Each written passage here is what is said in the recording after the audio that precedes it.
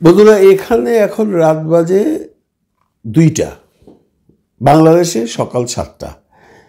আমি তুলসী গেবারের উপর একটা ভিডিও বানিয়ে এডিট করছিলাম। হঠাৎ করে একটা নোটিফিকেশনের শব্দ আসলো, দেখলাম ইলিয়াস হোসেন সাহেব একটি স্ট্যাটাস দিয়েছেন।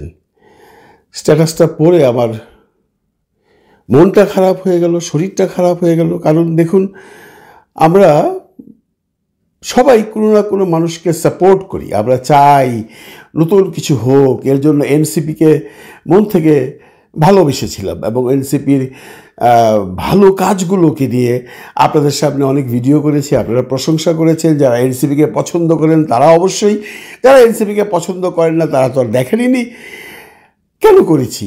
ভালোবাসা থেকে করেছি, ভালো লাগা থেকে করেছি। কিন্তু যখনই এই মানুষগুলো এমন কোনো কাজ করবে যেটা আমরা গ্রহণ করতে পারবো না, তখন প্রতিবাদ করতেই হবে, সে যেই হোক। আমি ডক্টর ইউনূসের প্রশংসা করি। ডক্টর ইউনূস এখন পর্যন্ত প্রশংসা পাবার যোগ্য। যেদিন উনি প্রশংসা পাবার যোগ্য হবেন না, সেদিন তার বিরুদ্ধেও কথা বলবেন। এতে যা হবার তাই হবে। ইলিয়াস হোসেনের স্ট্যাটাসটা আগে পড়ি, তাহলে আপনারা বুঝতে পারবেন ঘটনাটা কি। ইলিয়াস হোসেন সাহেব লিখেছেন, এখন থেকে 3 ঘন্টা আগে আসিফ নজরুলের চেলা আসিফ মাহমুদের 100 কোটি টাকা মারার প্রজেক্ট নীরবে চলছে। একটি বাসায় বসে ঢাকা উত্তরের 129টি ওয়ার্ড স্থানীয় প্রশাসকের ইন্টারভিউ নিচ্ছেন নাগরিক পার্টির যুগ্ম সদস্য সচিব আলাউদ্দিন মুহাম্মদ। মহাখালী ডিওএইচএস এর 31 নম্বর রোডের 469 নম্বর বাসার 3য় তলায় চলছে রমরমাই বাণিজ্য। সর্বশেষ ইন্টারভিউ সহ লেনদেনগুলো বৈষম্য বিরোধীর আবু সাইদ লিওন, যে আসিফ মাহমুদের ক্যাশিয়ার, নাগরিক কমিটির যুগ্ম সদস্য সচিব ঢাবির শিক্ষার্থী লুৎফর, যে কিনা ছাত্র অধিকার পরিষদের একজন নারী নেত্রীকে ধর্ষণের অভিযোগে গ্রেপ্তার হয়েছিল। ধর্ষণের অভিযোগে অভিযুক্ত লুৎফর এই ভাইবা নেওয়ার সময় নাগরিক কমিটির প্রতিনিধি হিসাবে উপস্থিত ছিলেন। 15 মার্চ দুপুর 11টার পর থেকে ইন্টারভিউ শুরু হয়। নির্ভরযোগ্য একজন প্রত্যক্ষদর্শী জানান, দুপুর 2টার সময় ইন্টারভিউ বোর্ডের পাশের বড় চেয়ারে আলাউদ্দিন, মাঝখানে লুৎফর ও পাশে আরেক দরজার শুরুতে বসা ছিলেন লিওন। এভাবেই চলছে সংস্কার। ওয়ার্ড কাউন্সিলর প্রতি 50 লাখ। ভাই, এই নিউজটা দেখার পর আপনি যদি এনসিপিকে সাপোর্ট করে থাকেন, আপনারও সাপোর্ট চলে যাবে। দেখুন, আমরা বিভিন্নভাবে শুনছি আওয়ামী লীগ বাজারে নেই, বিএনপির বিভিন্ন জায়গায় বিএনপির বিভিন্ন রকম সন্ত্রাসী কর্মকাণ্ডের জন্য মানুষের আস্থা চলে গেছে। এখন পর্যন্ত হেফাজতে ইসলাম বা ছাত্র শিবির বা জামায়াতের ইসলামের বিরুদ্ধে এখন পর্যন্ত এমন কোনো নির্দিষ্ট অভিযোগ আসেনি। এবং এই এনসিপি সদস্যের সম্পর্কে যে সমস্ত কথাবার্তা এর আগে হয়েছে, সেগুলো কিছুটা সত্য, কিছুটা মিথ্যা। কিন্তু যখন ইলিয়াস সাহেবের মতো একটা মানুষ বলবে প্রমাণ দিয়ে, বাড়ির নম্বর দিয়ে, সময় দিয়ে, তখন তো আমাদের বিশ্বাস করতেই হবে। কারণ আমরা জানি ইলিয়াস হোসেন এবং পিনাকি দা তারা কখনো মিথ্যা খবর পাস করেন না। এখন আমরা কি করব? এখনও কি আমরা এনসিপিকে সাপোর্ট করব? দেখুন, আজকেই একটা ভিডিও দেখেছিলাম, ভাবছিলাম এটা নিয়ে আর কথা বলবো না। আরেকটা কমিটি যে আছে নূর সাহেবের, তার যে সেক্রেটারি রাশেদ সাহেব একটা কোথায় মিটিংয়ে বলেছে আসিফ মাহমুদ এবং মাহফুজের পদত্যাগ করতে হবে। কেন? মাহফুজ সাহেব নাকি হেফাজতে ইসলাম বা ছাত্র শিবির বা জামায়াতে ইসলাম সম্পর্কে কটূক্তি করেছে, এটা তার অপরাধ।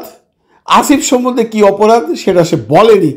যেহেতু ঘটনাটা 15 তারিখের, আমার মনে হয় সে এটা ইঙ্গিত দিয়েছে, সাহস পায়নি। যদি এটা সত্য হয়ে থাকে বন্ধুরা, তাহলে আমি বলবো এনসিপি যদি সামনের দিকে এগোতে চায়, আর এগুলো যদি সত্য হয়ে থাকে, সত্য মিথ্যা আমরা কেউই যাচাই করতে পারবো না, ইলিয়াস সাহেব বলেছে, সেখানেই আমাদের বিশ্বাস। এগুলো যদি সত্য হয়ে থাকে, তাহলে এনসিপিকে ভাবতে হবে নতুন করে, নইলে তাদের অবস্থাও ভালো হবে। এই ব্যাপারে আমি পিনাকিদার দৃষ্টি আকর্ষণ করছি। পিনাকিদার কাছে যদি এই খবরটা যেয়ে থাকে, যাওয়ার কথা, কারণ ইলিয়াস সাহেবের সাথে পিনাকিদার যোগাযোগ আছে, তাহলে ওনারা কি বলেন আমাদের এখন শুনতে হবে। এখন বলতেই পারেন ওনারা যা বলবো তাই শুনবো, না, ইলিয়াস সাহেবের কথাটা যদি সত্য হয়, তাহলে অফকোর্স আমার বিশ্বাস পিনাকিদাও এর বিরুদ্ধে লড়বে। অনেকেই কমেন্টে বিভিন্ন রকম কমেন্ট করছেন, ম্যাক্সিমাম কমেন্টই তাদের বিরুদ্ধে। এর মধ্যে দুই একজনের কমেন্ট দেখলাম ইলিয়াস সাহেবের এই স্ট্যাটাসের নিচে বলেছে ভাগ পায়নি তো তাই সব বলছে। এটা বোধহয় বিশ্বাসযোগ্য নয়, কারণ ইলিয়াস হুসেইন ভাগের জন্য কোনো কিছু করে আমার মনে হয় না। আমার মনে হয় এই ভদ্রলোক এই ইউটিউব ফেসবুক থেকে যা কামায়, ইটস এনাফ ফর হিম। আপনারা তো জানেন কিছুদিন আগে মেজর ডালিমের যে কন্টেন্টটা করেছিল সেটা থেকে উনি $10,000 ইউটিউব থেকে উপহার পেয়েছিল। $10,000 মানে আপনারা জানেন কত টাকা। এটা ছিল তার সেই কন্টেন্টের ইনকামের বাইরে। কন্টেন্টের যে আপনার অ্যানালিস্ট, সেখানে তার যতগুলো ভিউ হয়েছে, যতগুলো টাইমিংয়ে সে টাকা পাবার কথা সেটা পাবেন, সেটার বাইরেও এই $10,000 উনি পেয়েছেন। কাজেই এছাড়াও ওনাদের মনে হয় না এই পিনাকিদা বা ইলিয়াস হোসেনের এখন এমন পয়সার প্রয়োজন যে এনসিপিতে এসে ভাগ বসাবে, আমার বিশ্বাস। বাকিটা আপনারা জানেন, যে বলেছেন তিনি জানেন, তিনি এখন কোন দল সাপোর্ট করেন আমি জানি না। তবে আমাদের একটা বিশ্বাস আছে এখন অবধি ইলিয়াস হোসেন এবং পিনাকিদার উপর, এবং এই বিশ্বাসটা ছিল এনসিপির উপরে। নাহিদ ইসলাম রাজনীতি করবে বলে সরে এসছে, ওকে, তার সম্পর্কে এখনও এমন কোনো কথা আমরা শুনিনি। কিন্তু আসিফ, সার্জিস, হাসনাত, এদের সম্বন্ধে অনেক কথাই বাজারে রটছে। যদি এগুলো পরস্পর রটতে থাকে আর ইলিয়াস হোসেনের মতো একজন সাংবাদিক, অনুসন্ধানী সাংবাদিক যখন বলবেন, তখন মানুষ এটাকে বিশ্বাস করবেই, এবং উনি হয়তোবা প্রমাণাদি নিয়েই কথা বলবেন, তার কাছে সেই প্রমাণ আছে। এই স্ট্যাটাসটা যে কোনো সময় ডিলিট হয়ে যেতে পারে, আপনারা এখন দেখে আসবেন, হয়তোবা আছে এখনও বা নাই নাও থাকতে পারে। তবে এই যে বার্তাটা আমরা পেলাম এটা অত্যন্ত দুঃখজনক, কারণ বাংলাদেশের মানুষ একটা পরিবর্তন চেয়েছিল, আমিও চেয়েছিলাম। কিন্তু এই যদি পরিবর্তনের হাল হয় তাহলে আমাদের আর কিছু বলার নেই। তার চাইতে তো মনে হয় যারা আগে ছিল তারাই ভালো ছিল, বা যারা অন্য দল আসবে তারাই ভালো। কারণ এরা তো এখন পর্যন্ত রাজনীতির রই শিখেনি। এখনও যদি টাকা ভাগাভাগি করা শুরু করে দেয়, তাহলে এরা যখন ক্ষমতায় যাবে তখন তো দেশটাকে বিক্রি করে ফেলবে, যা আগে বিএনপি বা আওয়ামী লীগ করেনি।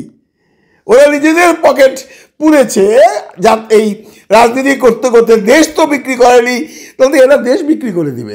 ইউনূস সাহেবের দৃষ্টি আকর্ষণ করছি, অনেকেই বলছেন এই দলটি ইউনূস সাহেবের আশীর্বাদ পুষ্ট একটি দল। এটা যদি তাই হয়ে থাকে তাহলে স্যার বদনাম কিন্তু আপনারও হবে। এই বদনাম আপনি ঘুচাতে পারবেন না, কারণ ইলিয়াস হোসেন যখন বলেছে তখন নিশ্চয়ই এর পুরোপুরি সত্য না হোক, আংশিক সত্য। এর আগেও আমরা শুনেছি ওয়াসার নিয়োগ নিয়েও একটা কথা উঠেছে। এত কথা যদি এখনই উঠে, ইলেকশনের তো কোনো টাইমেরই খবর নাই, এরা পাস করবে কি দূরের কথা, এটা তো দৌড়ে পালানোর রাস্তা পাবে না। আমি অত্যন্ত বিনয়ের সাথে অনুরোধ করছি, এনসিপির যারা উচ্চ মহলে কাজ করছেন, যাদের সম্পর্কে এই ধরনের কোনো রকম ব্লেম আসবে এবং এটা যদি তদন্ত করে প্রমাণিত হয়, তাহলে তাদেরকে এক্ষুনি বের করে দিন, নইলে আপনারা হারিয়ে যাবেন। কোনো দল সৃষ্টি হবার আগেই হারিয়ে যাবেন, এমন প্রমাণ বাংলাদেশে আছে। ভালো থাকবেন সবাই, ভালো রাখবেন সবাইকে। খুদা হাফিজ।